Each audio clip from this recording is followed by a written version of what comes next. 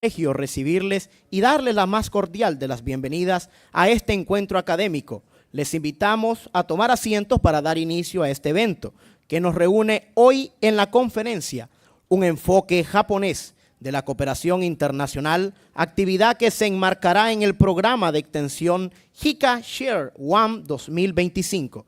Este espacio constituye una valiosa oportunidad para fortalecer los lazos de cooperación internacional, promover el intercambio de conocimientos y enriquecer la formación académica de nuestra comunidad universitaria. Les invitamos a ponernos de pie y escuchar las notas de nuestro himno nacional, acompañado del himno nacional del Japón.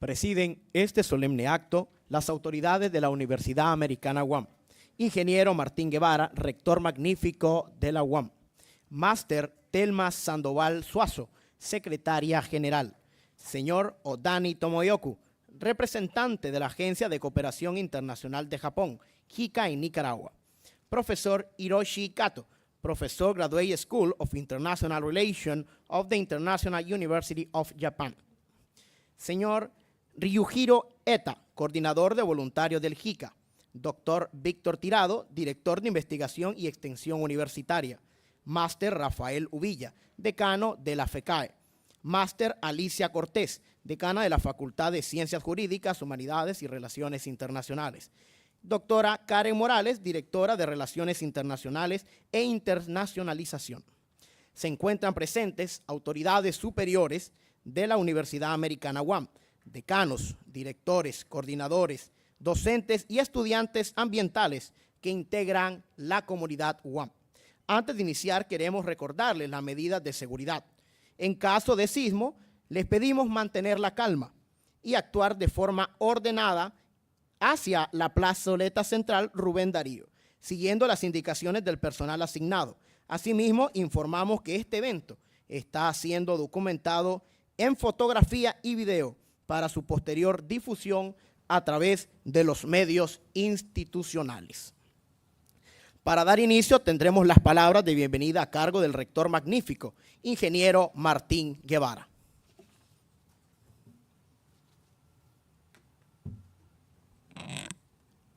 Muy buenas tardes, tengamos todas y todos. Estimados estudiantes, docentes, autoridades académicas de la universidad, muy queridos amigos de la Agencia Internacional de Cooperación del Japón que hoy nos acompañan, especialmente el profesor Hiroshi Kato, quien generosamente ha querido compartir con nosotros una conferencia muy útil, sobre todo en estos tiempos donde reina la cooperación, las relaciones fraternales, de amistad, de compañerismo entre los pueblos hermanos, y él lo va a abordar desde un enfoque de, digamos, de lo que es las relaciones de cooperación del Japón. Y es muy importante porque en el contexto en el que estamos, los pueblos del mundo, yo diría la academia en general, busca cómo establecer y fortalecer las relaciones de colaboración académica, de tal manera que estudiantes y docentes puedan realizar intercambios académicos, deportivos, culturales, que puedan contribuir a la formación profesional de los estudiantes y a la consolidación de un modelo de cooperación que es fundamental para el desarrollo de nuestros pueblos. Esta actividad la desarrollamos en el contexto de la Jornada Nacional Todos Somos San Jacinto y en el marco de las celebraciones de nuestras fiestas patrias, un día muy especial para nosotros los nicaragüenses y que refleja nuestra vocación no solamente de luchar, de amar, de preservar la paz, sino también de buscar, como decía anteriormente, cómo establecer esas relaciones de amistad, de colaboración entre pueblos hermanos que nos permita intercambiar conocimientos, aprendizajes, experiencias, vivencias y una serie de aspectos que son fundamentales para el enriquecimiento de nuestros países y de nuestras comunidades. Por tal razón, yo quiero expresar un agradecimiento profundo a la Agencia Internacional de Cooperación del Japón, que ha venido trabajando en varios proyectos con nuestra universidad. De hecho, hay una enorme cantidad de académicos, de estudiantes que participan de manera activa en varias iniciativas que se promueven desde esta agencia y que ha venido a redundar en beneficios para nuestra comunidad. Estamos convencidos que estas relaciones de colaboración se van a venir profundizando, van a hacer posible que podamos desarrollar nuevas iniciativas de colaboración, que pueda darse un intercambio académico entre nuestros estudiantes y estudiantes de universidades hermanas del Japón, en particular de la Universidad Internacional del Japón, donde proviene el maestro Kato, y que en la medida en que nosotros nos vayamos relacionando y se vayan fortaleciendo estas relaciones de colaboración, pues iremos avanzando como comunidad universitaria, pero también como país. Muchísimas gracias a todas y todos y sean bienvenidos.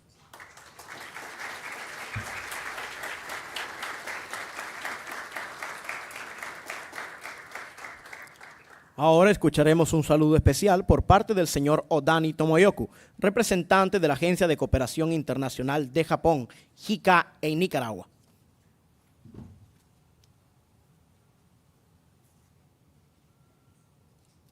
Muy buenas tardes. Estimado ingeniero Martín Guevara, rector de magnífico de la Universidad Americana UAM, Máster Sandoval Suazo, secretaria general, doctor Víctor Tirado, director de Investigación y Extensión Universitaria, Máster Rafael Ubilla, decano de FCAE, Máster Alicia Cortés, decano de FCJHRI, perdón, ¿cómo se pronuncia? Perdón. Y la doctora Karen Morales, directora de Relaciones Internacionales e Internacionalización, doctor Mario Arauz, que siempre nos acompaña, estimados representantes de la Universidad Americana, la UAM, y sobre todo nuestros queridos amigos, alumnos, estudiantes de la Universidad Americana. Tengan todos ustedes muy buenas tardes. Para la Agencia de Cooperación Internacional de Japón, JICA, Nicaragua, nos complace una vez más estar en esta universidad muy prestigiosa. Estamos sumando a esta serie de JHRI que pues generosamente siempre la UAM nos abre la puerta y siempre nos permite formar parte de esta universidad tan prestigiosa. Si no fuera por la apertura, por la confianza, por la amistad, tanto de los representantes como de los estudiantes, sobre todo si no fuera por el interés por conocer lo que es Japón, la Agencia de Cooperación Internacional de Japón no podría realizar exitosa y fructíferamente en esta serie de JHRI nuestro sincero agradecimiento. Japón y Nicaragua, al parecer somos dos países tan distantes, tan diferentes, pero visto de otra manera podemos decir que a lo largo del Océano Pacífico estamos unidos. Este año para ambos países es un año muy significativo. Hace 90 años ambos países establecieron la relación diplomática, relación de amistad entre ambos países. Y en cuanto al área de la cooperación internacional a través de JICA, este año estamos desarrollando nuestras actividades de cooperación desde 61 años atrás. Somos amigos de verdad y bueno, nosotros acabamos de venir de aquí de la oficina de la Rectoría y los representantes, los profesores nos compartieron de que para ustedes el año 1992 es un año muy significativo porque es el año en que se fundó esta prestigiosa universidad, ¿verdad? Y el año 92 para JICA Nicaragua, con Nicaragua también es un año muy significativo. No sé en qué mes se fundó esta universidad. Noviembre, ok. Precisamente hace 33 años, en este preciso mes de septiembre, el 1 de septiembre del año 92, aquí en Nicaragua, ¿qué sucedió? ¿Qué acontecimiento ustedes tuvieron? Terremoto en la costa del Pacífico, ¿verdad?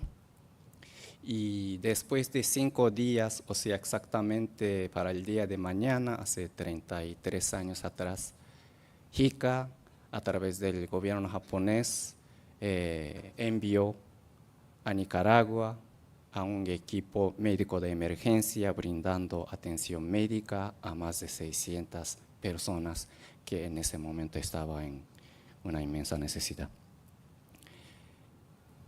En tiempos de dificultades, nosotros siempre queremos apoyar y también nosotros estamos aprendiendo por parte de ustedes lo amistoso, lo amable que son ustedes. Aquí en Nicaragua, cerca de 700 voluntarios japoneses tuvieron la dicha de trabajar de la mano con los nicaragüenses. Todos ellos regresaron satisfechos, pero sobre todo enamorados de lo amable que son los nicaragüenses. Estamos siempre mutuamente aprendiendo, teniendo una experiencia mutua. Hoy por hoy, gracias a la aceptación de nuevo por parte de ustedes desde Japón, hemos recibido al profesor Kato de la Universidad Internacional de Japón, el profesor Kato hasta el 2019 era funcionario de JICA, trazaba pues, 41 años de carrera profesional como funcionario de JICA. De 2014 hasta 2019 fungía como vicepresidente senior de JICA, así que es un conocedor más que nadie de lo que es la cooperación de JICA, y también hoy generosamente nos va a compartir, la experiencia, conocimiento, no solamente de la cooperación japonesa, sino sobre todo qué somos, qué cultura, qué historia Japón ha venido trazando hasta este momento y por qué en base a esto estamos realizando la cooperación internacional en los países en vía de desarrollo como Nicaragua, en otros países. Así que, bueno, nuevamente nuestro sincero agradecimiento a todos los representantes, todos los amigos, estudiantes de la UAM por la confianza y por el interés. Y bueno, de esta manera, pues yo renuevo nuestra mejor disposición de querer seguir trabajando con ustedes para que todos ustedes tengan un mejor futuro para este país de Nicaragua.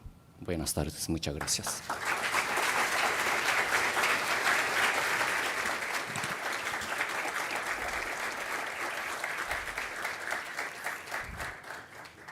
Muchas gracias, señor Odani Tomoyoku, por sus palabras.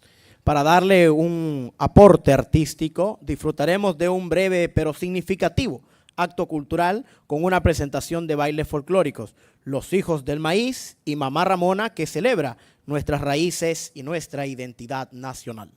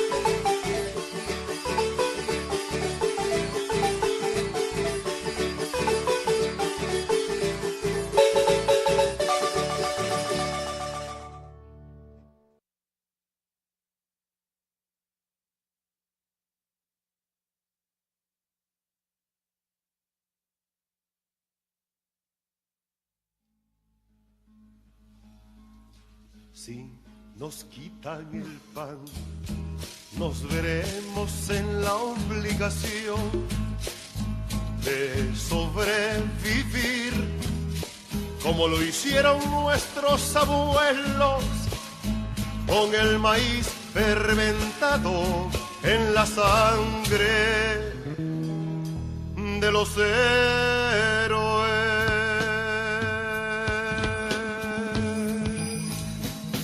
Con el maíz sembrado desde siempre, desde antes que ensangrentaran nuestra tierra, los cuervos, los piratas, la cruz, la espada y el capital, somos hijos del maíz, constructores de surcos y de sueños. Y aunque somos un país pequeño, ya contamos con más de 1000 inviernos, 1 millón de manos floreciendo en la tarea interminable de sembrar.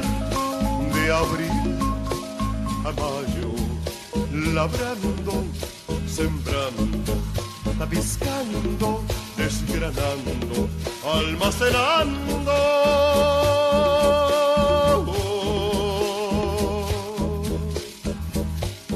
Para la guerra y la paz. Hay que sembrar la tierra, compañeros. Hay que sembrar el nuevo maíz en la nueva patria que crece. Con la sangre de los héroes y los mártires seremos más nuevos, maíz nuevo. ¡Uy!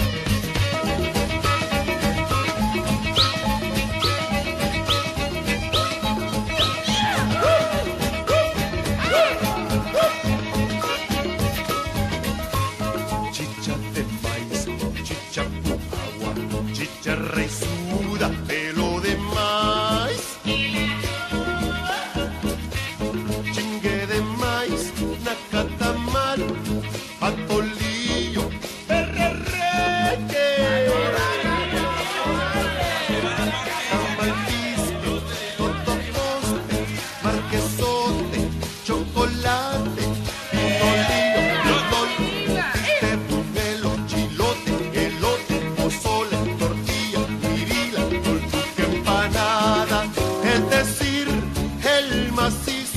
e irreversible alimento del pueblo, es decir, el macizo e irreversible alimento del pueblo. Compañeros, hay que sembrar la tierra, hay que sembrar la tierra, porque no habrá rincón de nuestra patria que se quede sin sembrar con el nuevo maíz, la nueva milpa de los nicaragüenses, rojo, negro maíz.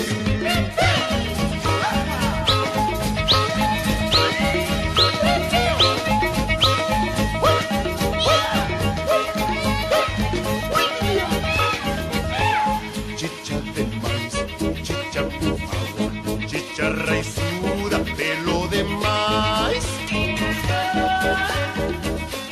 chingue de maíz, nacatamay, atolillo, perrereque, tamalquisque, totoposte, marquesote, chocolate, pinolillo, pinol, viste, buñuelo, chilote, elote, pozole, tortilla, es decir, el macizo e irreversible alimento del pueblo. De esta manera seremos más nuevos, de esta manera seremos más nuevos, de esta manera seremos más nuevos, de esta manera seremos más nuevos.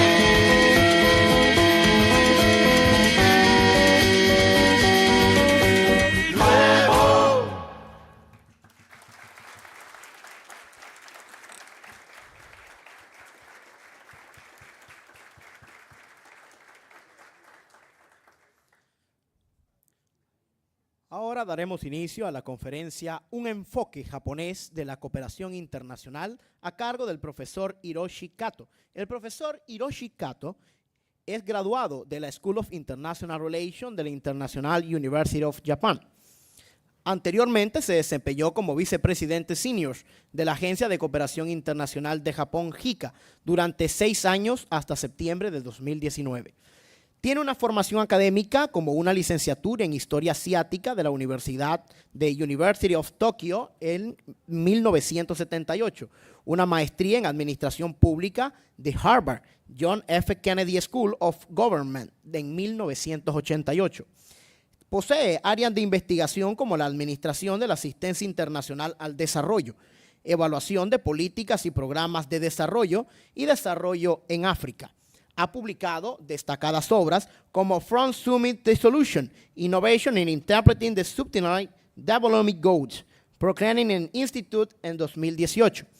También Japan Development Assistance, Foreign and Elder Post en 2015 y agendada por el Postgrad Macmillan en 2016. También cuenta con múltiples artículos y contribuciones académicas en torno a la cooperación internacional y desarrollo sostenible y políticas de ayuda. Bienvenido.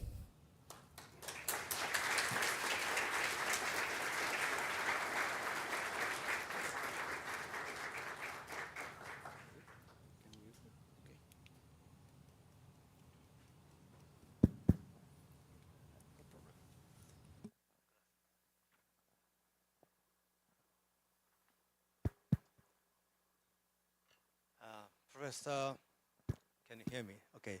Professor Martin Guevara, Rector of American University, representatives of the university, students, friends, and ladies and gentlemen. Desafortunadamente, soy la única persona que no habla español. He estado estudiando español por dos meses, 3 minutos todos los días, pero todavía mi español no es suficiente, entonces tengo que hablar en inglés, perdón. Voy a hablar rápido. Espero que I hope that you will understand my speech anyway. Okay. Is it okay? Can you change the? It's not over there.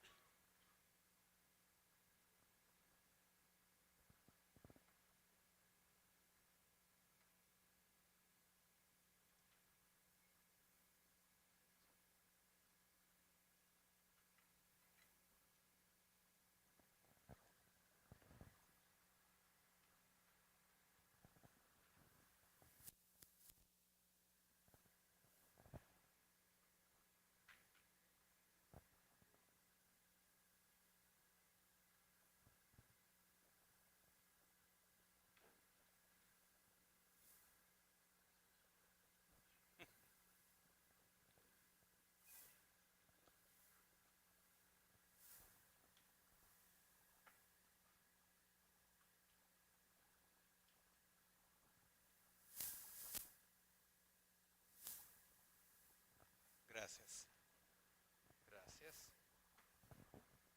Okay. Today we are going to talk about Japan. Okay. And I'd like to start by asking you, what do you know about Japan?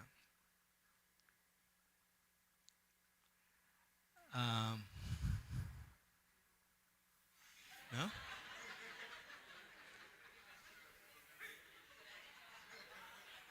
Oops.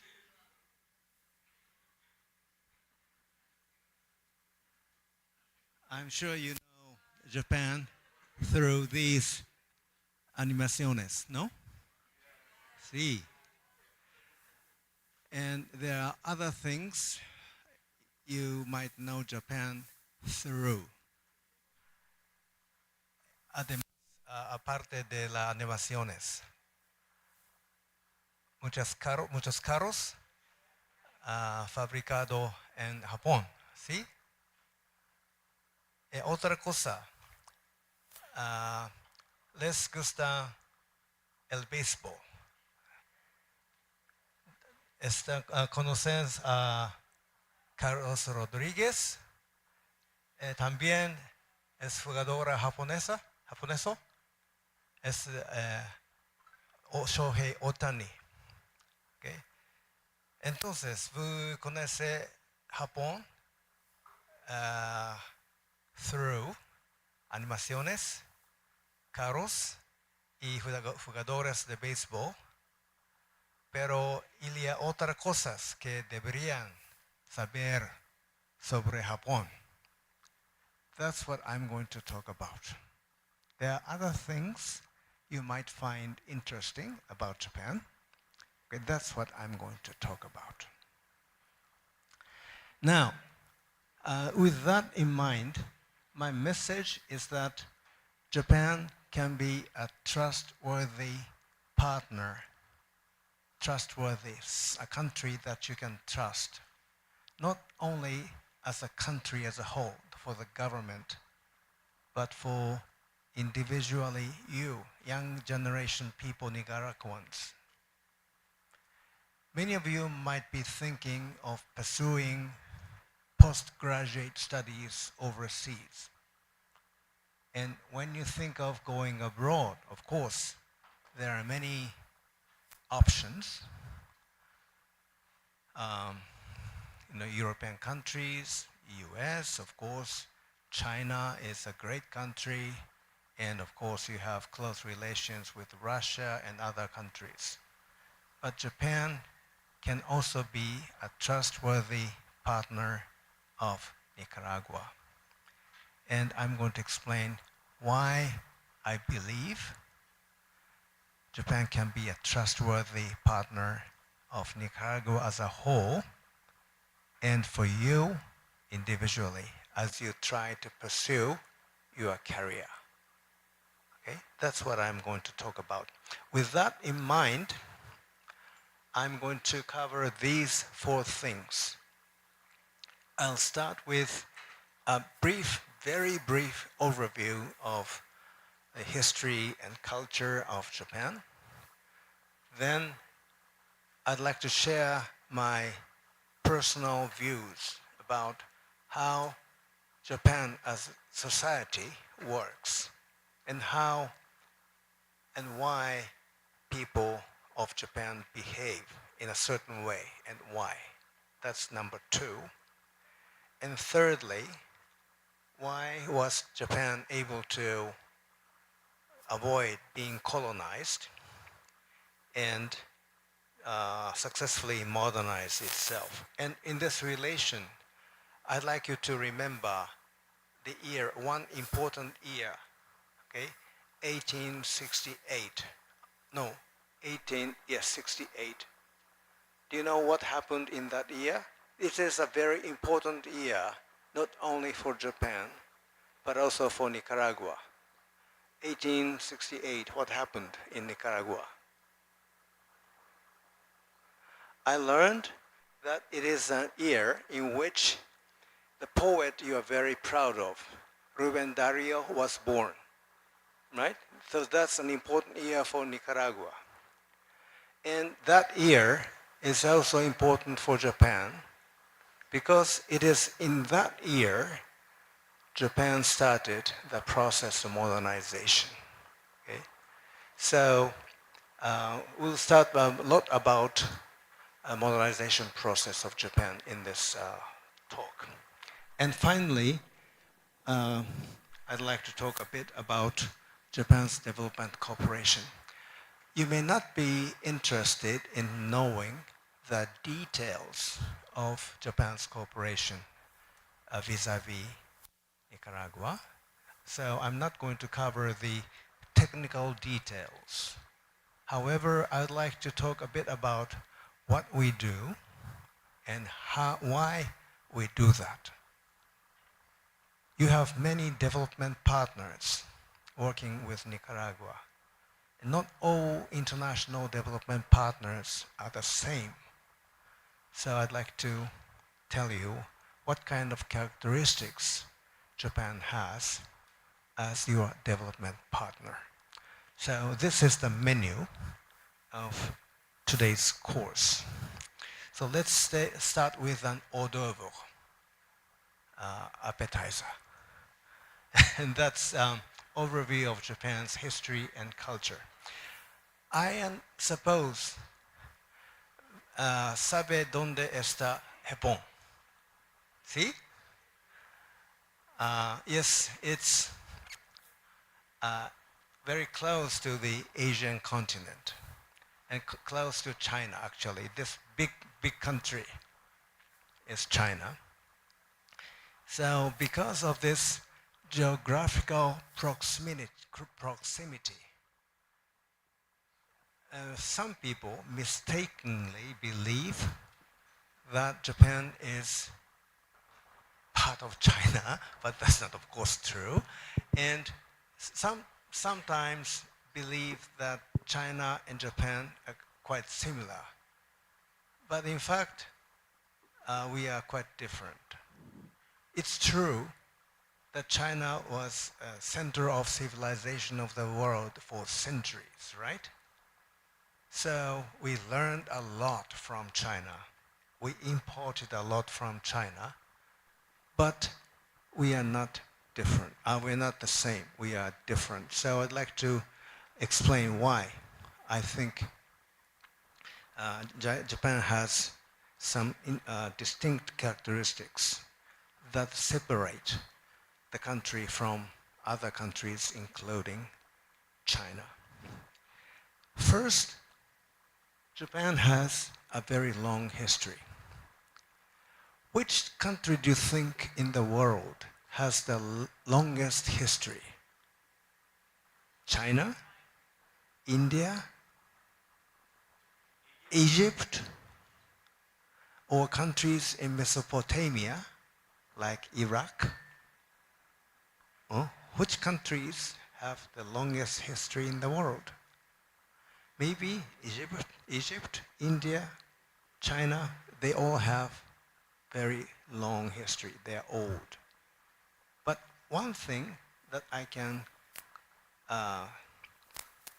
tell you with a lot of confidence is that Japan also can be a country with a long, long history. Okay? And please take a look at this pottery. The Japanese archipelago, was believed to have been inhabited, populated by human beings since 30,000 years before Christ. And scientists recently have found that at the least, starting in the 13,000 years before Christ, there emerged a civilization called the Jomon civilization. And that civilization produced some of the oldest pottery found in the world. So I can confidently, with scientific evidence, say that Japanese archipelago was inhabited by people who created this kind of artistic works as early as 10,000 years before Christ. And we also know that by the 4th century after Christ, there was already a well-established state in Japan, which evolved into what we call Japan in later years. So at the latest, or at the least, we can say that Japan as a country started as early as in the 4th century after Christ. So this is fairly a long history, even comparing with other countries like China, India, Mesopotamia, Egypt, etc. And not only Japan has a long history, but another characteristic of Japan is that there is a strong continuity. Take a look at this. You know, we all believe that China is a great country and it was a long history. That's true. No doubt about that. But we have to know that the history of China is a series of changes of dynasties. Some of the dynasties that ruled the territory, which is now the People's Republic of China, those dynasties were founded by leaders coming not necessarily from the Han people or the people who we generally believe Chinese people. Some of the dynasties were created by external ethnic groups like Mongolians and Manchurians.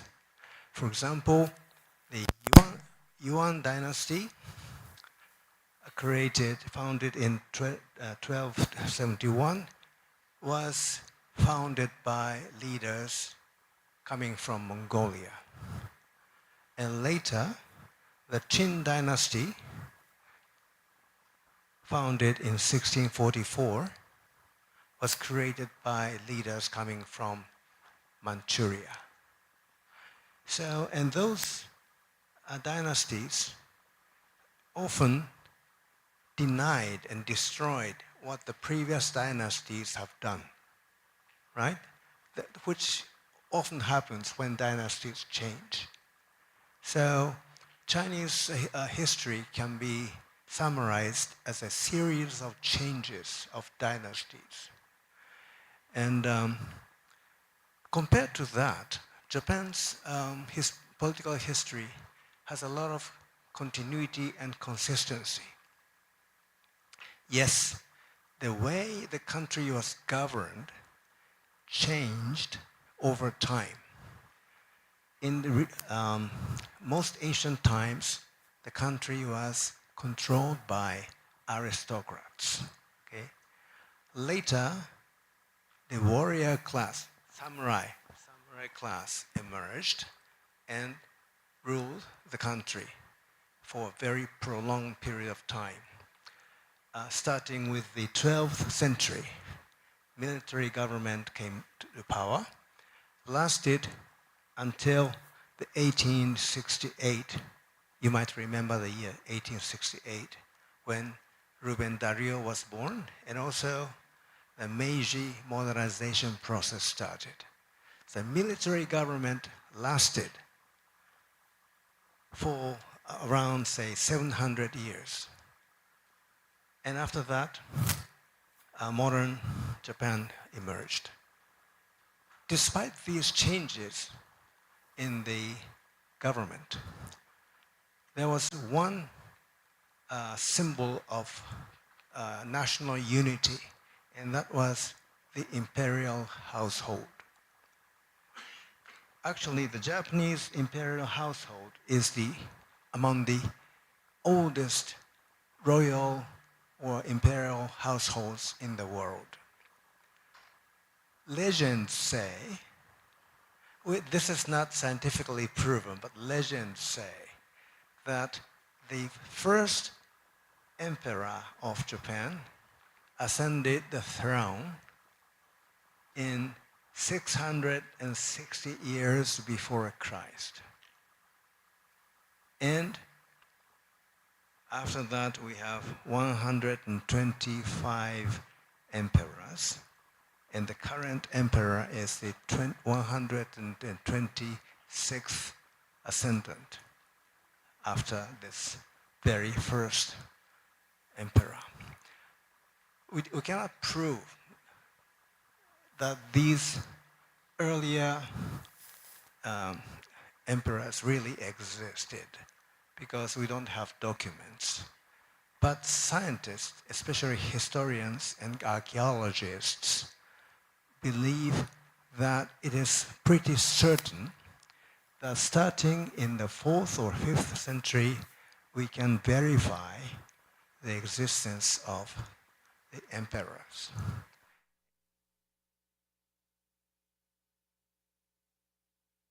Of those ancient emperors. And this continuous lineage of the imperial household has given a strong sense of unity to the Japanese people. For example, Japan had 2 moments of crisis. One was when the country was almost divided around the year of Meiji Restoration, 1868. When the country started to modernize, the whole country was divided.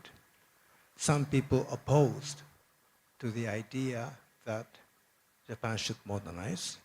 Others believed that Japan should modernize itself, otherwise Japan cannot remain independent.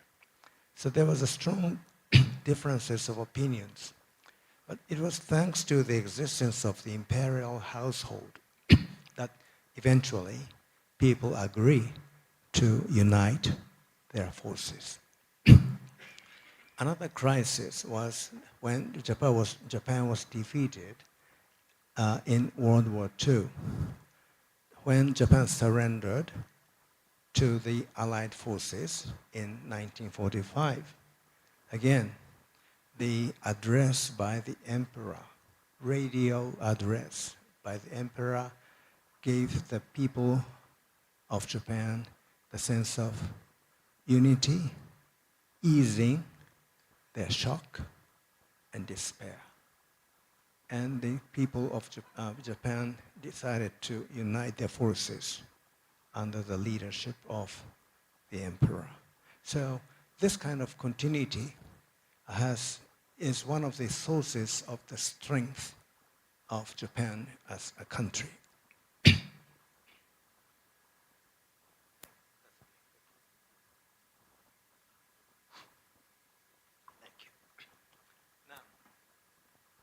Now let's talk about the cultural aspects, okay? As I said,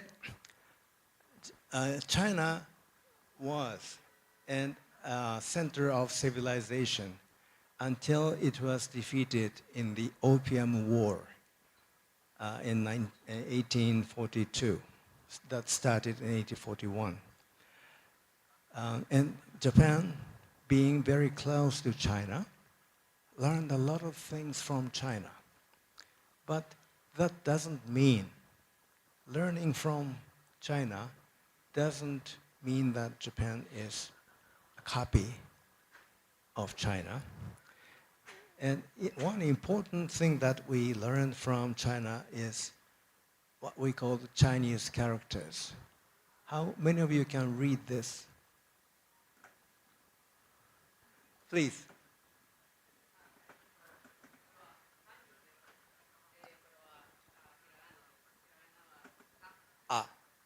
What is that? Ang, yes. This is a Chinese character we imported from China, meaning security. Security, okay? Just for your information, this figure is a woman, okay? Woman, like this. And this symbol is a house. So a woman in a house, what does it mean? Women in a safe place. So this Chinese character means security. Okay? You might not agree. Women in a house doesn't necessarily mean security. That's fine. But anyway, And we imported these thousands of Chinese characters. But at the same time, we not only imported Chinese characters, but also created our own writing system using Chinese characters as a material. By that time, Japan didn't have any writing systems, only oral language, no written language. So having Chinese characters was a blessing, right? Because now we know how to write and how to record our thinking, our conversation using Chinese characters. It's a blessing. But we didn't change the language itself.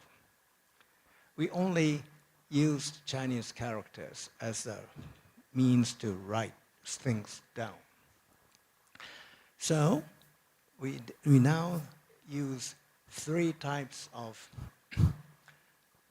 writing symbols. One is Chinese characters, and 2 alphabetical systems that we created using Chinese characters as basis.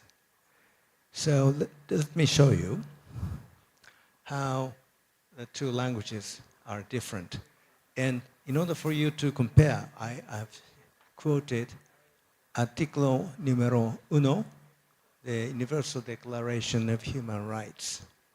In Spanish, todos los seres humanos nacen libres y iguales en dignidad y derecho y etcétera, etcétera. Okay?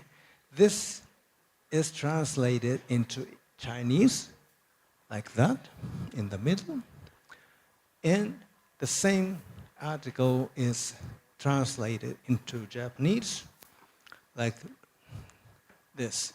So you can see we fully utilize Chinese characters, but we use them in combination with the alphabetic system we created based on Chinese characters.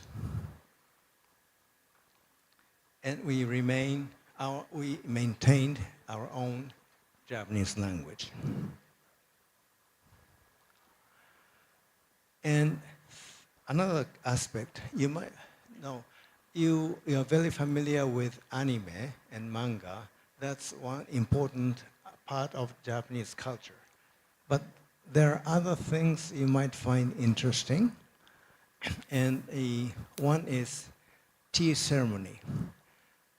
The habit of tea drinking was also imported from China. You know, China taught Japan how to enjoy tea. But we developed our own way of enjoying tea, which is quite different from the way Chinese people enjoy tea. Especially the Japanese people's value, we developed a concept of wabi-sabi. Wabi-sabi. Wabi-sabi means that things are beautiful when they are imperfect. If something is perfect, there is something wrong. Something has to be imperfect in order for it to be beautiful. This is the idea of wabi-sabi, an idea originated in Japan.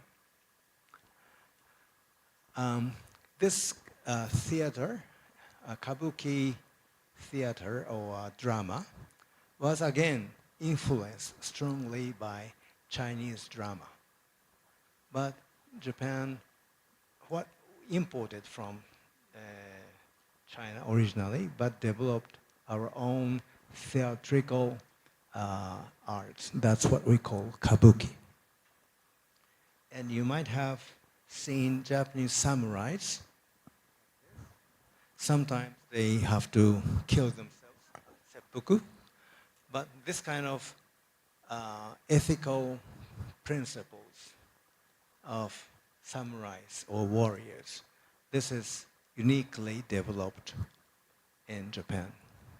So those are the things, some examples that show Japan has distinct cultural traditions. So this is what I have been covering so far. I started by saying that Japan is an old country, very long history. And not only its history is long, but another characteristic of Japan is that it has a continuity, no changes of dynasties. And that, especially the continual existence of the imperial household, has given the Japanese people a strong sense of unity. And thirdly, it has developed its own culture and civilization. And learning a lot of things from China doesn't necessarily mean we are simply a copy of Chinese culture. Okay? So those are the things I have covered so far. Now, I want you to be active. If you simply listen to my talk, you'll get drowsy, all right? So I want you to ask questions. If you don't ask me, I'll ask you. And they say, offense is the best means of defense. If you don't want to be attacked by me, you need to attack me. So, ¿hay preguntas? Por favor. ¿No hay preguntas? Sí, señorita.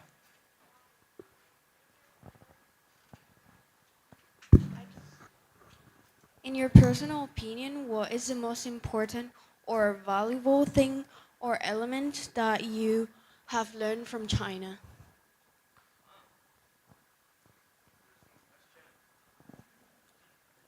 Okay, thank you. The question was, what do I think is the most important element that Japan has learned from China? Well, there are many things. Yes, Chinese characters, I think, was very important. Okay, this is kind of off the track, but let me explain. Chinese characters, how many of you are familiar with Chinese characters? Each of these characters,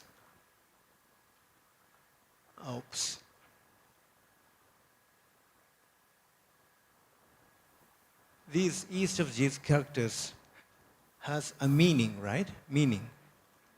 So they are very good at expressing abstract ideas. Yeah, abstract ideas. Because this Chinese character means security. Okay? And using this Chinese character, we can express various abstract concepts related to security.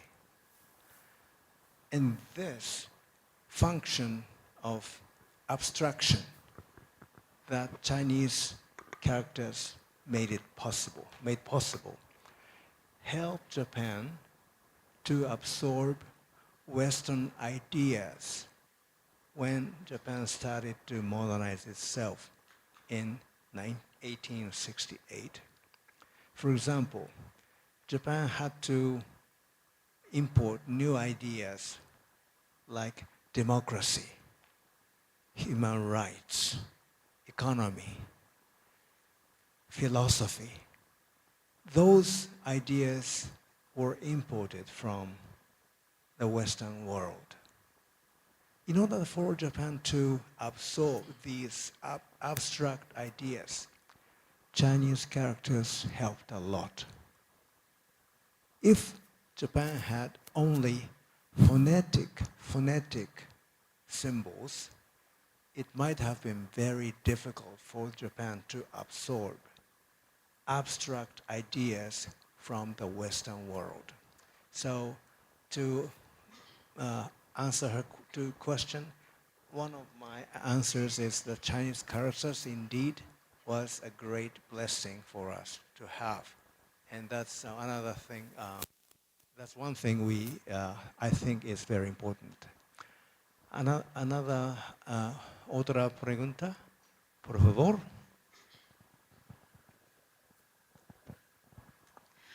What was one of the major challenges that Japan had after the military government finished and started with the modernization?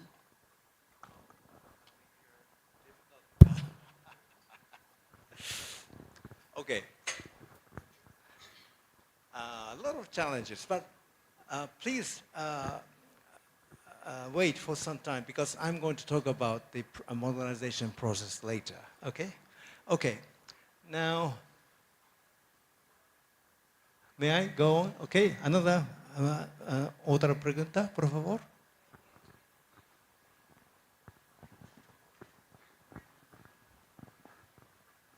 Okay, thank you.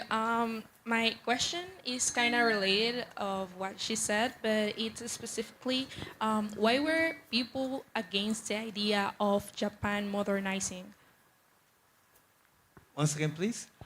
Why were people against the idea of Japan modernizing? Ah, I see. Yes. The story is very complicated, but you know, the Japanese modernization process officially started in 1868, okay, when Ruben Dario was born, okay. But even before that, there was some events that pressured Japan to think of opening itself. One was the Admiral Perry of the United States came to Japan and pressured the Edo government to open its doors. Until that time, Japanese government had adopted a closed door policy. It refused to interact with foreign countries. Okay, that was a closed door policy. And the government was very satisfied because, as I will explain later, the country was enjoying a very long-lasting period of peace. So they were very happy with that kind of closed system, right? So many people felt there is no need to change the situation. And we also thought that many samurais, warriors at the time, thought Westerners were barbarians. They were too proud of themselves. So those people who were satisfied with the shogun government's governance and who were too proud of the Japanese civilization didn't want to see Japan pressured into opening the door, and they don't want the country to be contaminated with cultures coming from the uncivilized world, which they thought was uncivilized. But other people thought they knew how technologically developed Western countries were. They knew, like UK, Dutch, those countries were far advanced in terms of technology, and without learning from them, Japan cannot remain independent. So there was another camp of people who thought that way. So there were two camps. One was to remain, keep the status quo. And the other said, no, we cannot keep the status quo. We have to change ourselves. Otherwise, Japan will be defeated by Western powers. So that's how the two types of people fought with one another. And eventually, the second camp won the competition and toppled the military government, Edo government. I'm sorry, this is for the moment. Okay. Thank you very much for. Now, let's, okay, maybe final question. Hello, my name is Melvin Chave. I study in diplomacy and international relation. I'm sorry for my English, sir. Is the emperor still a symbol of unity for young people today? Oh. The question is the imperial household still a symbol of unity, right? I guess so. Well, our sense of, respect to the imperial household may be waning, may be getting weaker with, because we are now having different types of people, yes. So my fathers, my grandfathers, they used to have a much stronger sense of respect to the imperial household. Yeah? But I think, generally speaking, that Japanese people, both young and old, respect the imperial household. Yeah, I think so. Thank you for the question. Okay, now, move on. Now, the second section of my talk will address this question: how Japanese society works and how its people typically behave and think.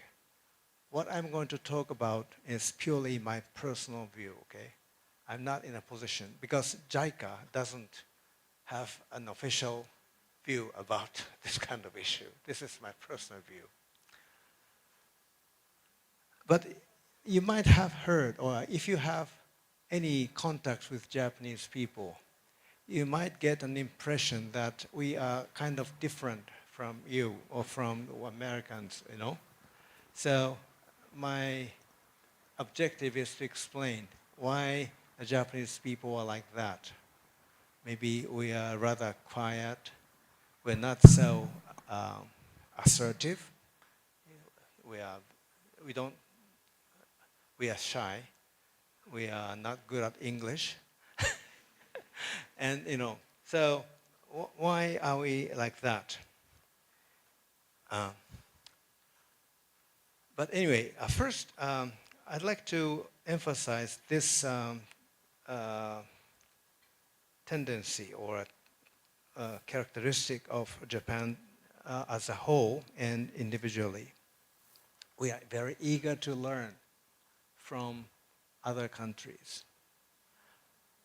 And we are open-minded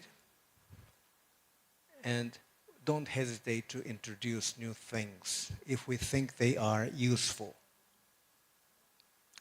And I can share with you two big examples of massive learning process that Japan had, okay? One was the acceptance of Buddhism. Buddhism is still an important religion in Japan, and it was brought.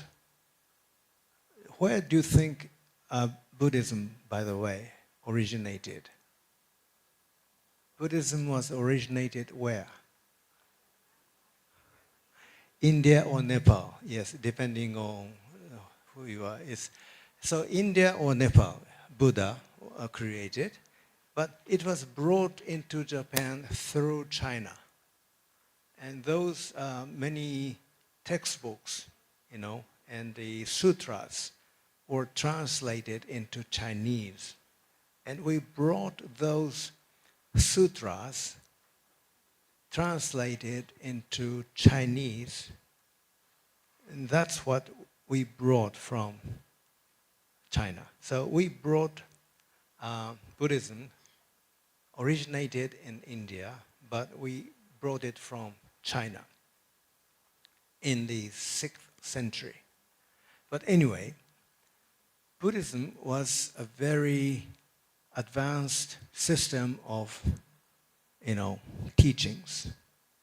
And there was a big debate at that time whether it's a good idea to accept Buddhism.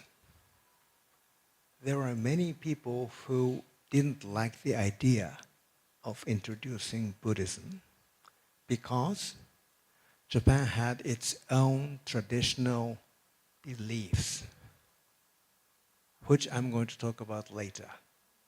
So we had some traditional religions, and here comes a debate. Buddhism, very advanced philosophy, sophisticated thinking. Should we accept it or not? There was a big debate.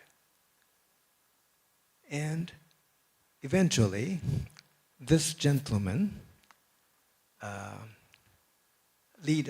top leader of Japan at the time, decided to introduce Buddhism as the nation's kind of official religion. Yeah?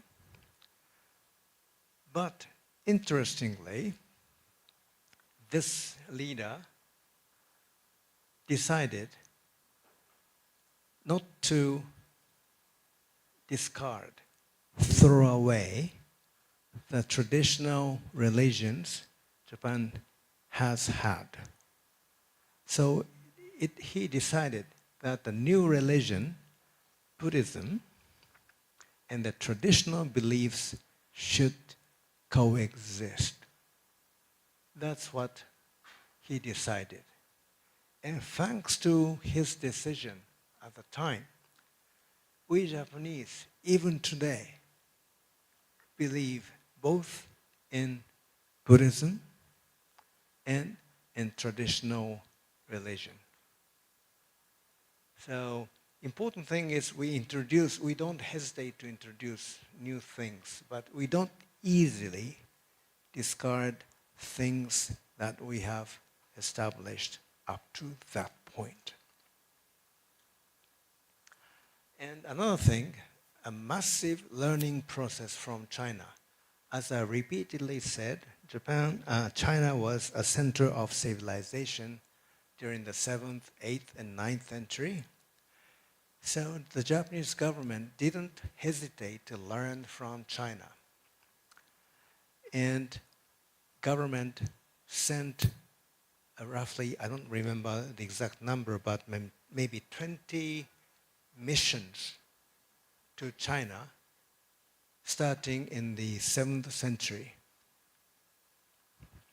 and up until the early part of the 9th century.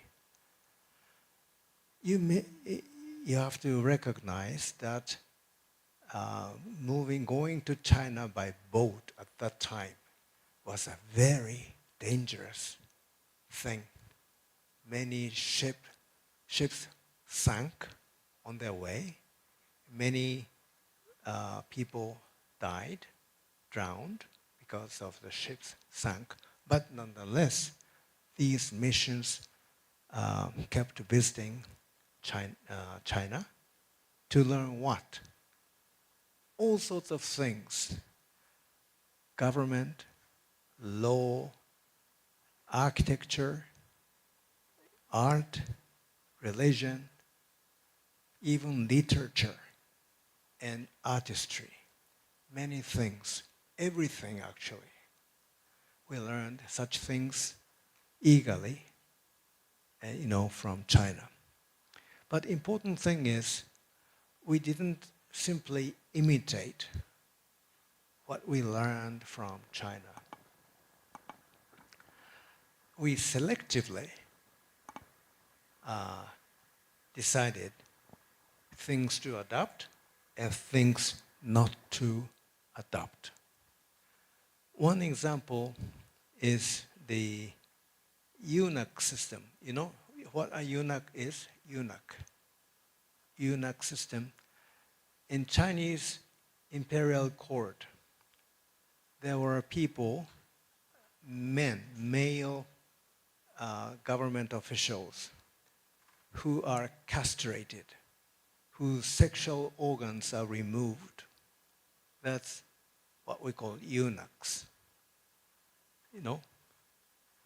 And the Chinese emperors didn't like male servants to be in the court because the emperor wanted to monopolize all the female, you know, members of the group himself, okay? No other male should be allowed. So if a male servant should be allowed in the imperial court, his sexual organizations or functions have to be removed. That's what that's the system they developed, eunuchs. They had that system, but Japan did not accept that. And other things, government officials' recruitment system. They had a system, highly well-prepared, sophisticated government officials' recruitment system. And in order to succeed in the Chinese government, you need to be thoroughly familiar with the classical books. Okay? You have to memorize thousands of pages to succeed in the examination of government system. Japan did not introduce that kind of system. So Japan was very enthusiastic about learning things, but they were very selective. So, but anyway, eager to learn, adaptive and inclusive, but selective. And second thing about learning, yes, we are very eager to learn, but we also at the same time try to make things better. And you might have heard of the word kaizen. No? Kaizen means improvement.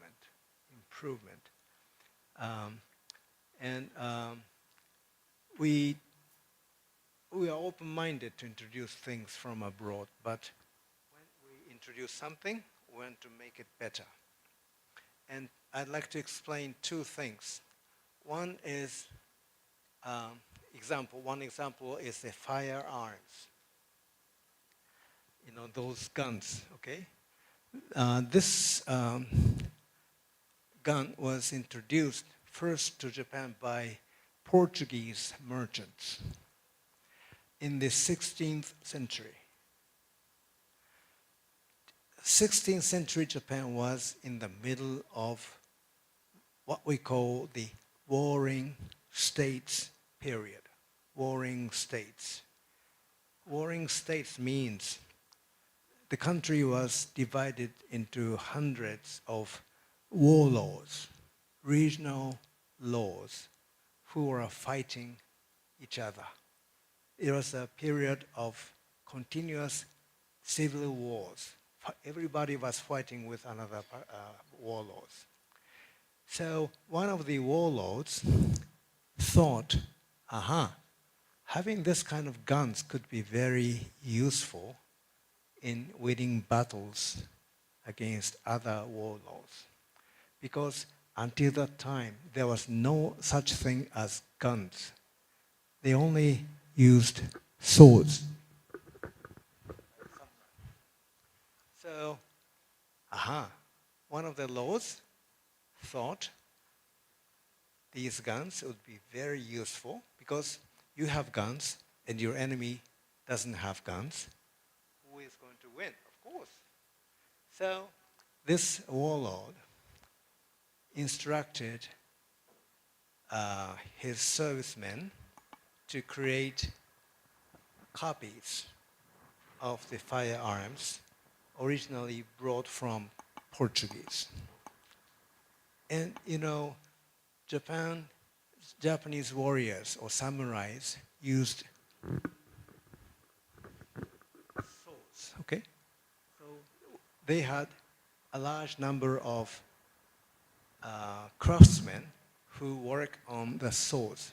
They know how to use irons, how to make things with iron or metals. So those swordsmiths created replicas and copies of the firearms using the model brought from Portuguese. Soon after the original import of the guns from Portuguese, some warlords were already producing better quality firearms. Original firearms brought from Portuguese were not very good. They were very dangerous. Sometimes the soldier himself might hurt himself. It takes a lot of time to feed the bullet and powder. And those guns didn't work when it rains. Right? So they were very inaccurate, dangerous, inefficient. Japanese craftsmen started to produce better quality guns. And by the turn of the century, Japan was producing a huge number of guns. And Japan was one of the countries possessing a largest amount of firearms, even larger number than the guns held by European counterparts.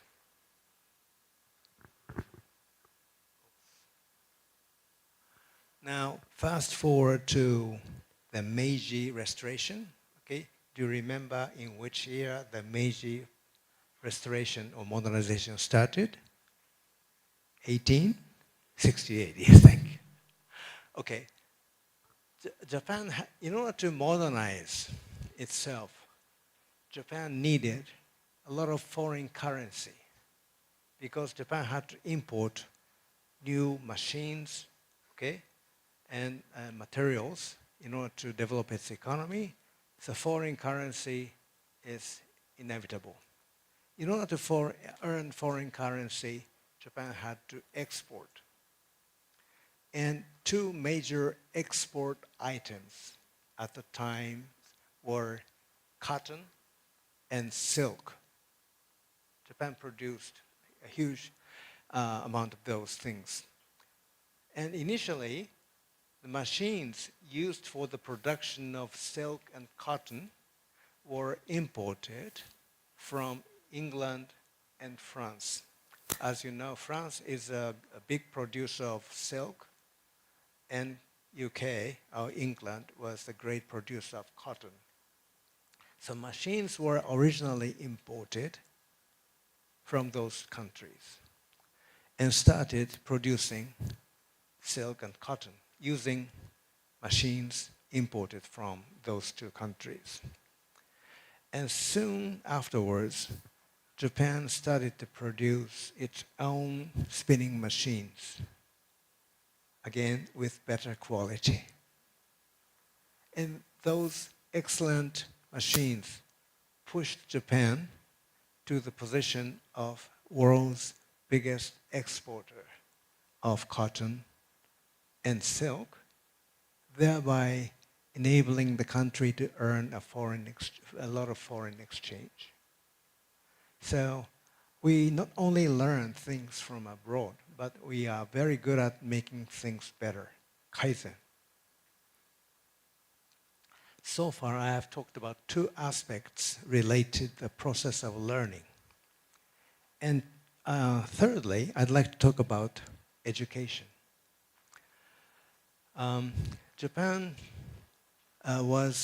Japanese people were very enthusiastic about providing good education to children.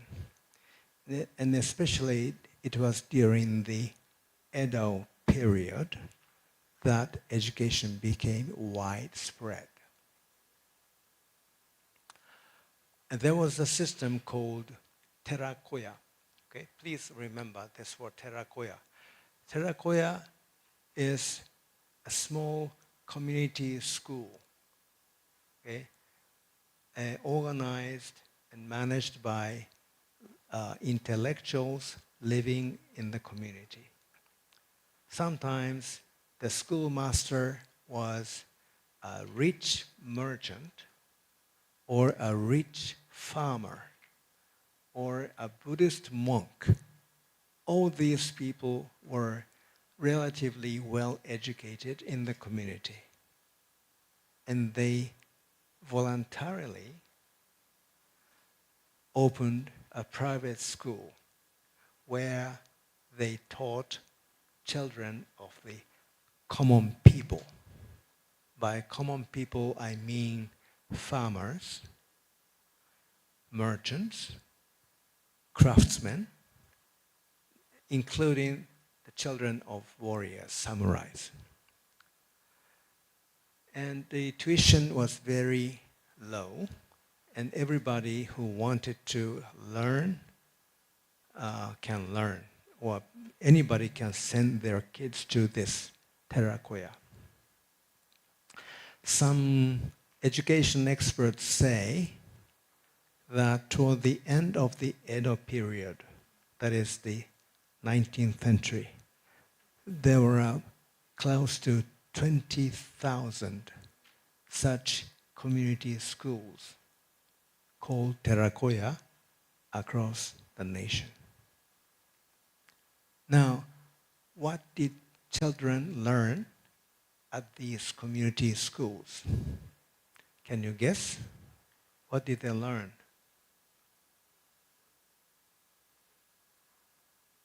Read and write. Yes. Literacy. That's one. Number two. Math. Yes. Math. How to calculate. And third, history. Close. Ethics. Thank you. Yes. Ethics. Actually, they taught children how to behave, how to be a nice person, how to be a good person. And actually, I said 3 things were taught: literacy, numeracy, and ethics. But the order was different. They prioritized ethics first. If you know how to behave, you are entitled to learn other things, like how to read and write and do mathematics. If you don't know how to behave, you are not ready to learn other things. Okay? So the strong emphasis on the ethical standards, followed by literacy and numeracy. And as I explain later, this kind of widespread educational system based on Terakoyas made Japan a highly educated society, even before the process of modernization started in 1868. Okay? So I think this is one important element we have to understand what made Japan an economically successful country. Now, so far I have talked about learning and education. And another important aspect I'd like to touch on, and I want you to understand, is our religious belief. If you have any Japanese friends or acquaintance, and you can ask them, what kind of religion do they believe in? Are you a Christian? Are you a Buddhist? Are you a Muslim?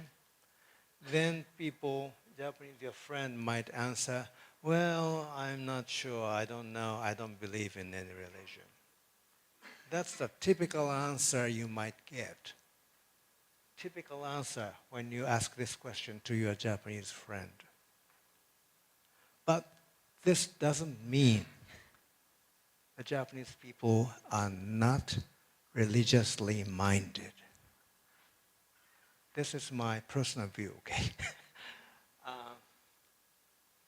So in order to explain what it means to be religious for Japanese, I need to explain how the Japanese people view the world. I assume many of you are Christians, right?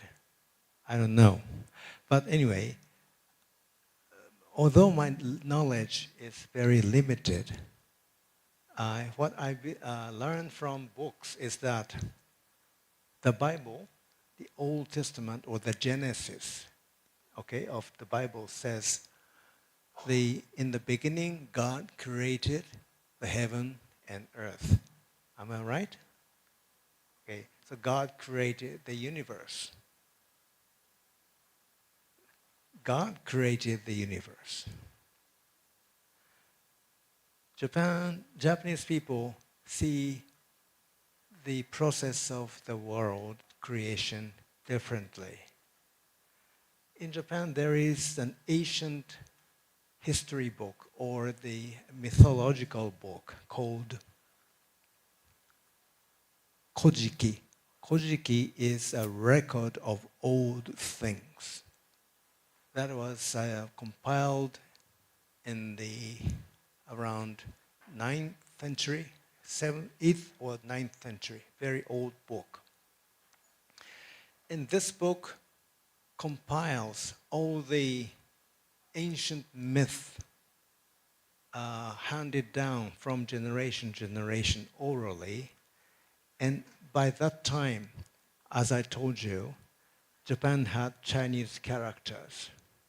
So they were able to write books. And one of the books using Chinese characters was this Kojiki, the record of old things. And this book says, at the time when heaven and earth began to separate, the deity named Ame no Minakananushi, it's the name of a god, okay, came into being, blah, blah, blah, blah. So you don't, the important thing is the worldview expressed in this old book is that in the beginning there were chaos. Then this chaos gradually started to take shape, okay? And then divine beings came into being. This means the Christian way of seeing the process of world's creation is that God created everything. Whilst Japanese believe there was some nature or universe out of which divine beings or deities emerged. So who created who, which this is totally reversed between what the Christians believe and the Japanese people believe. God or Christians, God created the heavens and earth. And Japanese people, the record of old things, when heaven and earth separated, that means when the chaos began to take shape, deities spontaneously came into being. So this means that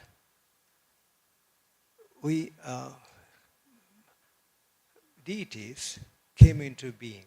This means we have many deities, many gods,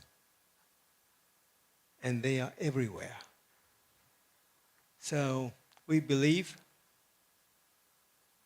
God can be residing, living in many parts of this world. When Japanese, maybe I think this sentiment may be similar to yours.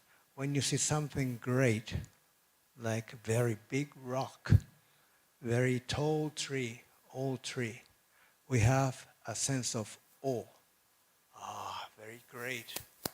There must be something greater than what we can perceive.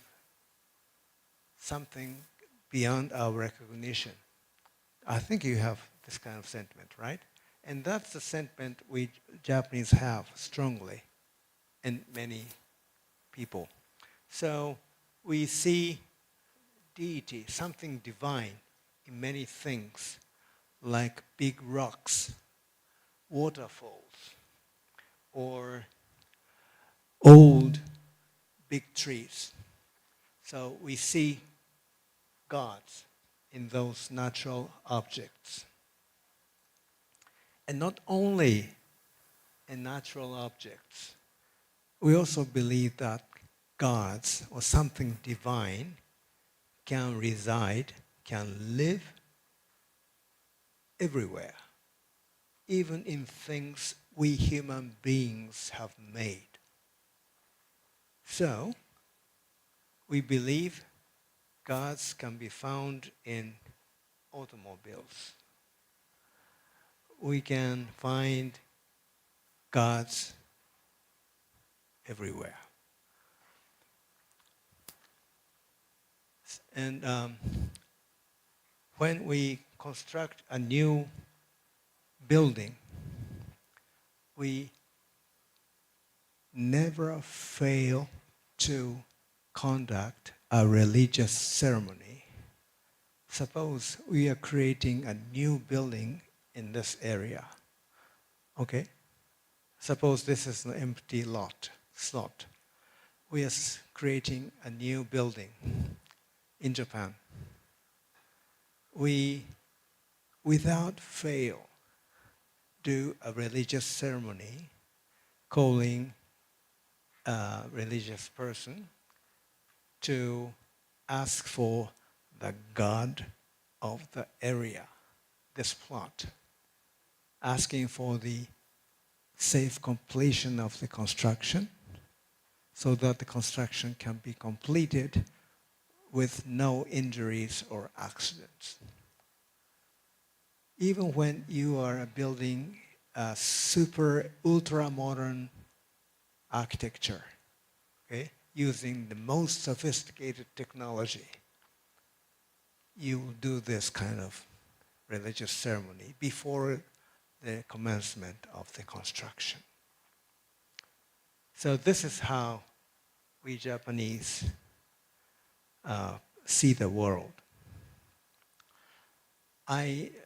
I'm explaining this point because we Japanese people see the world differently. But this doesn't mean that Japanese people cannot respect the religions like Christianity and Muslim, because we believe in the existence of something superior, something beyond our recognition. So we are the same.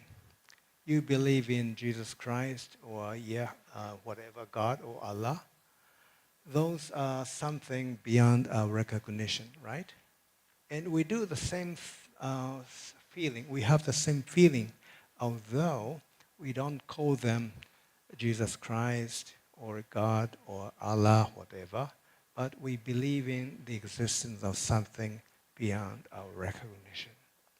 So we are very open, although we don't subscribe to any religion like Christianity or Muslim, we have the kind of similar sentiment that something beyond our recognition do exist. Okay, so this is what I have been talking about.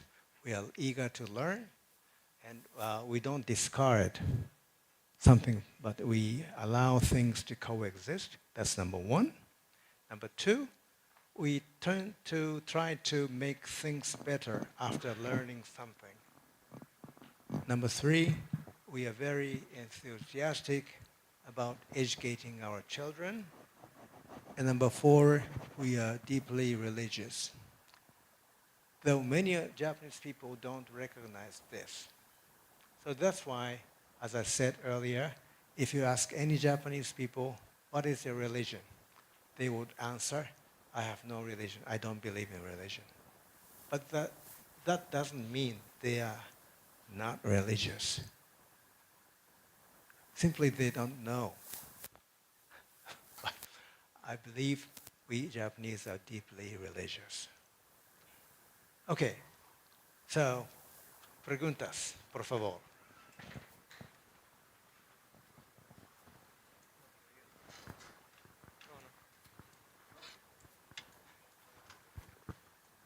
Konnichiwa, Kato-san. すみません。私の名前はアントニオ・パディアです。外国学生です。そして日本語を勉強中です。My answer is, we have known Japan as a very traditional country, but what challenge do you think Japan had to overcome to become a more globalized country? Thanks. To become a more globalized country, like globalization? To become a more globalized country. Do you think Japan should be more globalized? No, I'm asking you, what challenge do you think Japan had to overcome to become a more globalized country? The question is, what kind of challenges does Japan have if it wants to become a more globalized country, right? Well, it's a very interesting question. If you allow me to share my personal views, I don't think Japan needs to be globalized. Rather, my personal view is that there has been an excessive, too much emphasis on the need of globalizing the country, accepting the standards provided by Western powers. You know, I don't think that is the correct way. We have been actually, very good point. I said earlier that Japan was eager to learn things, but don't easily discard the good things they used to have. That's our tradition, right? But in recent years, Japan has been accepting too many things in a very hurried manner without thinking whether it's a good idea to introduce new system and replace the old system with the old ones. I think we have been changing our society in too hastily manner.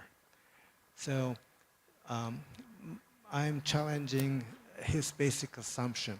He thinks that Japan should attempt to globalize the country, right? More. But I don't think it is a good idea. So my answer is Japan should stop and think, what is the direction the country has to pursue?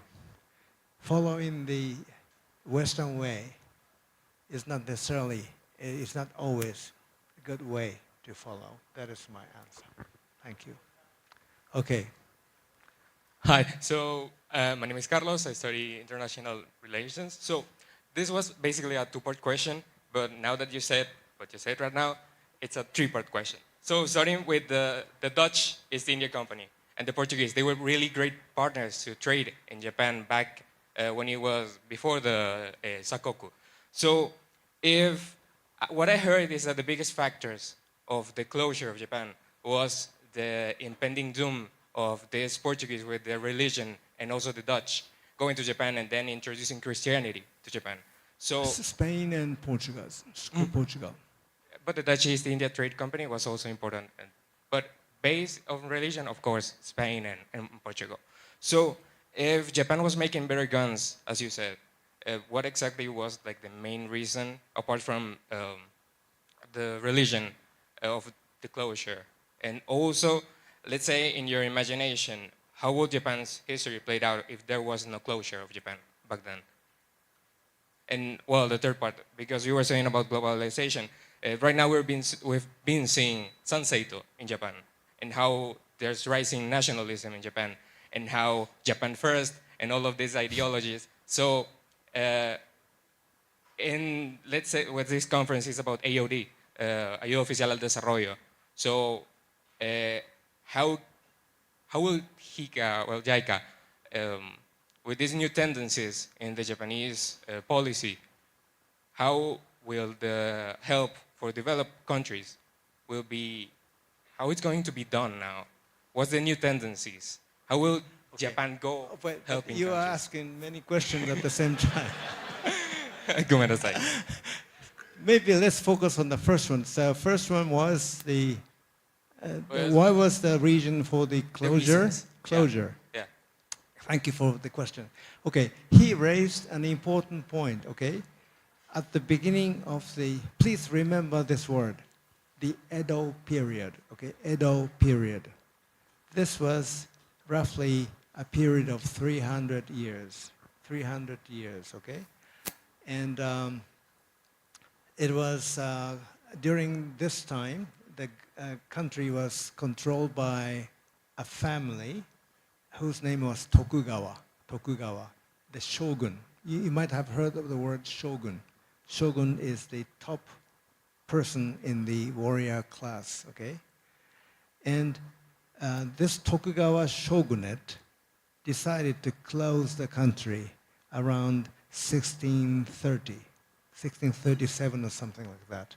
So it was decided that no external trade was allowed except with the Dutch, okay? And why Dutch? And this has to do with another question he raised, the Christianity. So let me explain. Edo period started 1604, okay? And before that, there was a period when the country was controlled by a guy before Tokugawa family came to power, okay? And this guy before Tokugawa family was the leader of the country.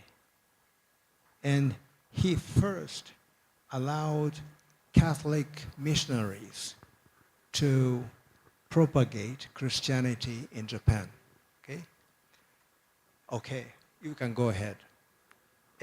But some regional lords even converted to Christianity. But finally, the gentleman before the Tokugawa family, okay, thought it will be very dangerous to allow the Catholic missionaries to do whatever they liked. Because this leader before Tokugawa knew what happened to the Philippines. Philippines, already Manila was under the control of Spain. And that's why the country is now called the Philippines. This country's name came from the Felipe II or something. Yeah. So anyway, the gentleman before the Edo period realized that allowing Catholic missionaries to whatever they like would lead to undesirable consequences. And some regional lords of Japan even converted to Christianity, partly because converting into Christianity gave them a lot of business opportunities. Business. So Christianity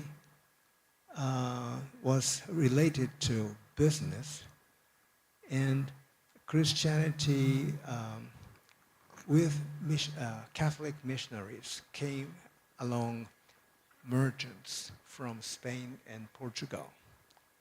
And those merchants coming from Spain and Portugal even exported Japanese citizens as slaves to Europe. When the leader heard this story, he got furious.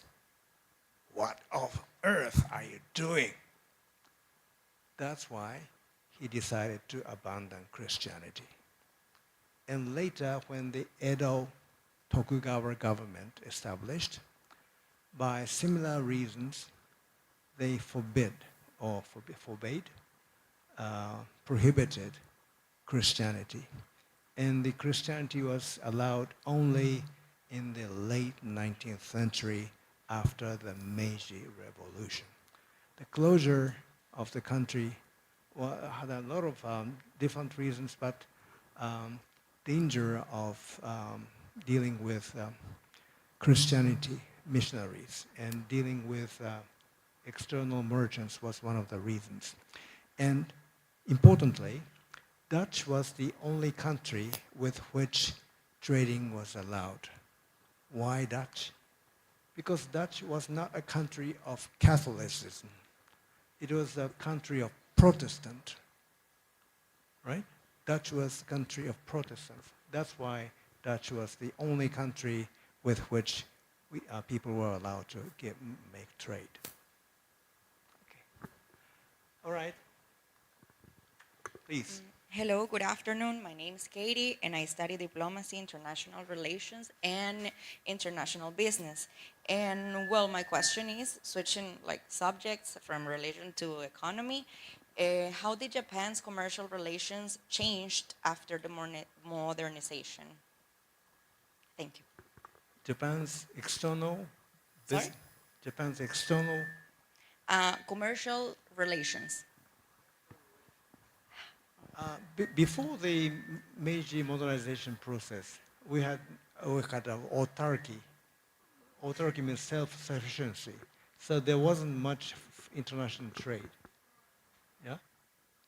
So?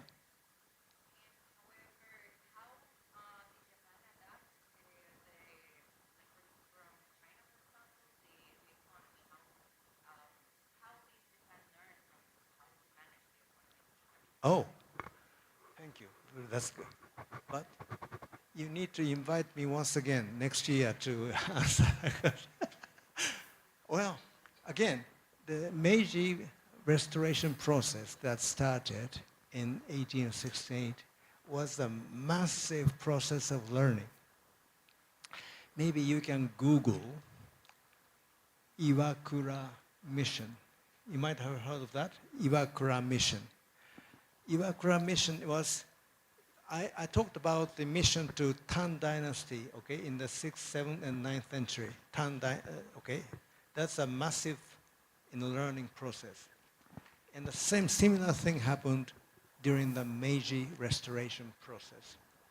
Iwakura Mission was a team of a large number of government officials visiting European countries and the United States for a year or two. Okay, very long period of visits. They visited France, UK, and the US, learned all sorts of things. Law, corporate law, management, recent modern education system, military, telecommunication, everything. And again, we learned very selectively. For example, in the field of military, we noticed that Germany was very strong in military, and the UK or England was very good at navy. So we copied and learned many things from the UK about how to develop the Japanese Navy. And we turned to Germany, Prussia at the time, to build up Japanese military, and say in terms of laws, for civil laws, civil code, we thought the French version would be very appropriate, okay, to rely on. But as for the constitution of the country, French one was not good. US version was no good. And UK didn't have a written version of constitution, right? So we ended up with choosing Prussian or German constitution as a model. We chose the models, and based on that, we created our own. So again, selective learning, but not simply copying advanced countries' examples, but we created our own based on our needs. And that's how we learned many things from Europe and US. Did I answer your question? Thank you. ¿Una otra pregunta? Okay.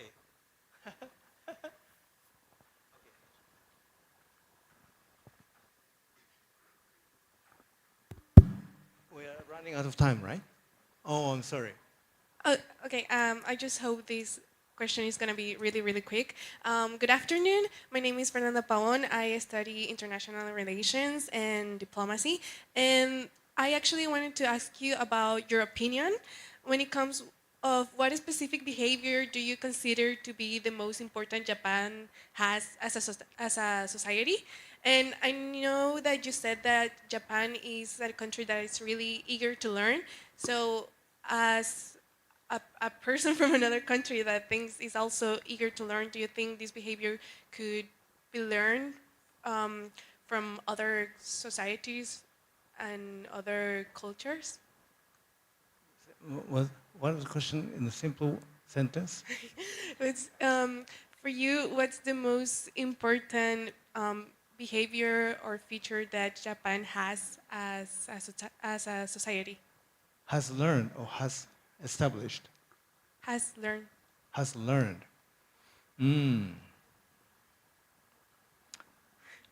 I think the attitude I have referred to are something we created on our own.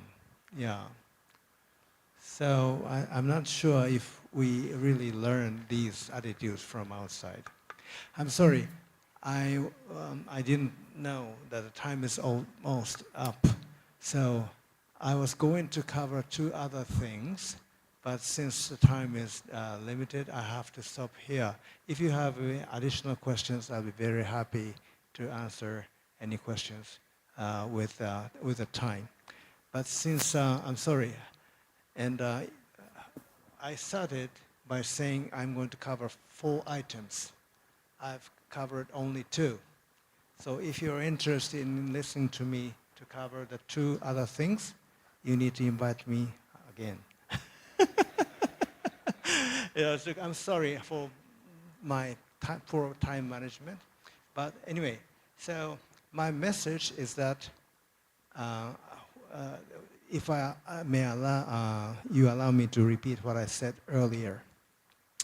Please, Japan has its own unique character, culture, and people who behave,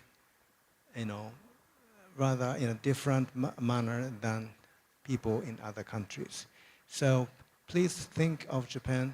If you find Japan an interesting country, please study more about it, and if possible, come to Japan. And think of Japan as an important and trustworthy partner for you, Nicaraguan, as a country, and for you individually. Once again, my apologies for my poor time management, but with this, I'd like to conclude my talk. Thank you for your attention.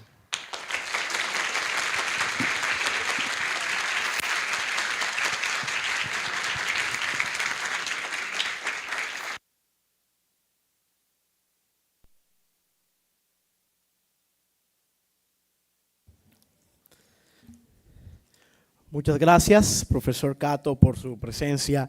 Y damos las palabras, bueno, ya dimos las preguntas y en el transcurso. A continuación, queremos expresar nuestro más sincero agradecimiento al profesor Hiroshi Kato por compartir con nosotros esta inspiradora conferencia que nos ha permitido conocer desde la experiencia japonesa una visión renovadora de la cooperación internacional y su impacto en el desarrollo sostenible de los pueblos. Su trayectoria académica y profesional refleja un compromiso inquebrantable con la formación de capacidades, con la instrucción de puentes entre las negociaciones y las naciones y la búsqueda de soluciones a los grandes desafíos globales.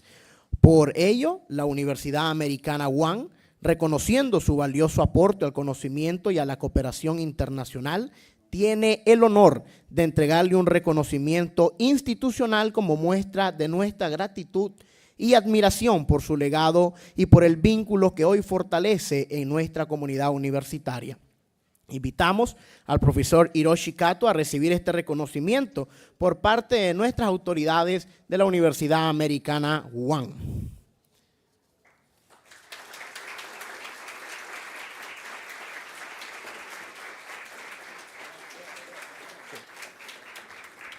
El reconocimiento dice así: la Universidad Americana otorga el presente reconocimiento al profesor Hiroshi Kato por haber impartido la charla magistral Un enfoque japonés de la cooperación internacional y por su valiosa y destacada trayectoria en pro de la cooperación internacional, dado en la ciudad de Managua a los 5 días del mes de septiembre del 2025.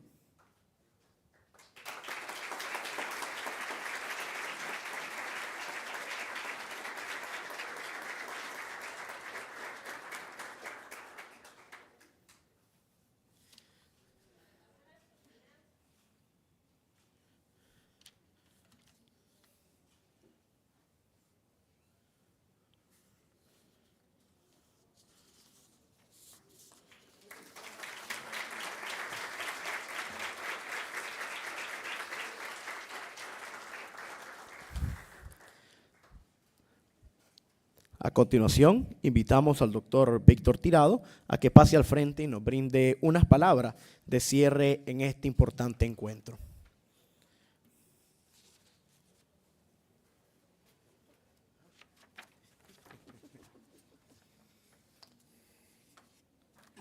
Buenas tardes,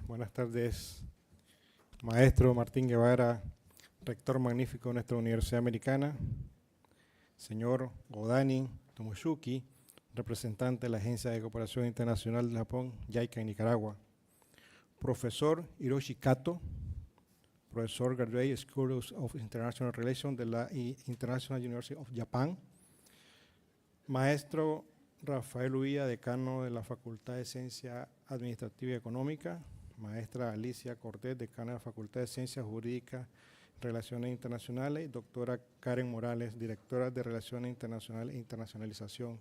Presentes todos, amigos y amigas. Quisiera compartir unas palabras de cierre, no sin antes agradecer, ¿verdad?, a nuestro honorable profesor Hiroshi Kato, que ha venido y se ha trasladado desde el Japón hacia Nicaragua y brindarnos un poco de lo que es la experiencia del Japón en 45 minutos. Concluimos esta enriquecedora conferencia, un enfoque japonés de la cooperación internacional impartida por el profesor Hiroshi Kato, con un sentimiento de gratitud y de reflexión.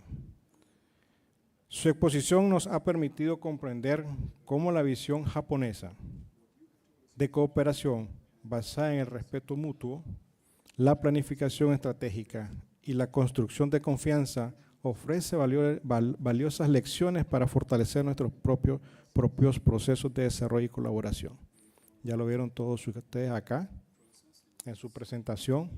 Muy interesante todas las preguntas que le realizaron al profesor Hiroshi Kato. Podemos pasar aquí toda la noche si es posible, porque es muy interesante la cultura japonesa, pero más bien yo los invito a todos ustedes, los estudiantes, que son la base de esta alianza que estamos realizando con JICA Japón, en participar en las diferentes cátedras que con mucho entusiasmo estamos y vamos a compartir con ustedes a través de la Facultad de Ciencias Económicas y Administrativas y la Facultad de Ciencias Jurídicas. Entonces es así que en el marco de la cooperación mutua entre JICA Nicaragua y nuestra alma mater, Universidad Americana, esta actividad reafirma la importancia de mantener espacios de diálogo y aprendizaje que promueven la innovación, la formación de capacidades y el intercambio de experiencias. No se trata únicamente de cooperación técnica, sino de una relación que impulsa lazos de amistad, entendimiento y compromiso con el bienestar de nuestras comunidades. Japón y Nicaragua. Esta colaboración entre JICA, Nicaragua y la Universidad Americana constituye también un pilar fundamental para fortalecer la parte académica, lo científico y social de nuestro país. Esta alianza ha permitido abrir camino para la formación de capacidades, el intercambio cultural y la generación de propuestas innovadoras que aporten a los grandes desafíos de la región. Ya lo hemos hecho en otros años, hemos fortalecido nuestra relación con nuestras cátedras JICA y todavía tenemos muchos caminos que recorrer con esta alianza JICA-Japón-Nicaragua. Hoy también debemos reconocer que los nuevos retos son cada vez más complejos, el cambio climático, la transformación digital, la demanda de un mundo globalizado y la necesidad de soluciones sostenibles nos exigen creatividad, investigación y trabajo en conjunto. ¿Y qué mejor hacerlo? Con Japón. La cooperación internacional bajo este enfoque, como el japonés, nos muestra que es posible enfrentar estos desafíos con visión de futuro, responsabilidad compartida y solidaridad. Agradecemos profundamente al profesor Hiroshi Kato por trasladarse desde el Japón hasta acá a Nicaragua y una tierra como la nuestra y estar aquí en nuestras instalaciones brindándonos una cátedra de cómo la modernización del Japón se ha venido desarrollando en toda su larga vida. Gracias por su valiosa enseñanza, apreciado maestro Kato. Gracias al JICA por su compromiso permanente con Nicaragua y con nuestra universidad. Confiamos que en este encuentro no será un cierre, sino el inicio de nuevas oportunidades de crecimiento mutuo. Con esperanza y determinación asumimos el desafío de transformar lo aprendido en acciones y que fortalezcan el desarrollo de nuestra nación. Ese ha sido entonces mi mensaje y las palabras de cierre. Muchas gracias, profesor Kato, por estar acá.